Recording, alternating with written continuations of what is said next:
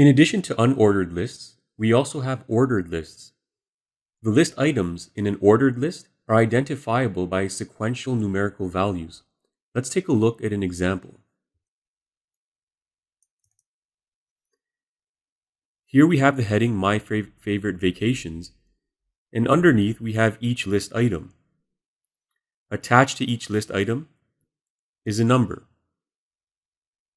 And so this is an ordered list.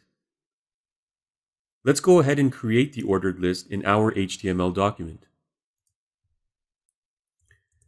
To begin, we'll start by entering a header, just like we did for our last list, which was the unordered list.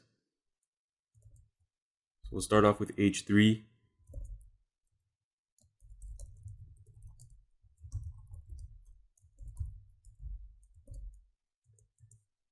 Now to create the ordered list, we start with the open and close OL tag, which stands for ordered list. And in between these tags, just create an indent by pressing the tab key and start creating your list items.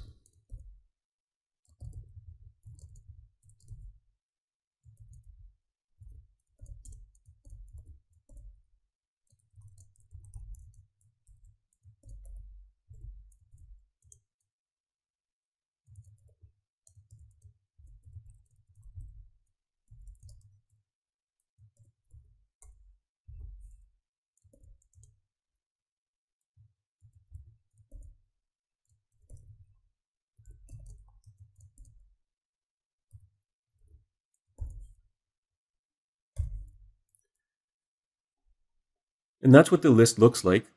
Notice we don't have to specify the actual value attached to each list item. That will be created automatically, starting with from lowest to highest. So let's go ahead and save this file and preview what the list looks like in our web browser.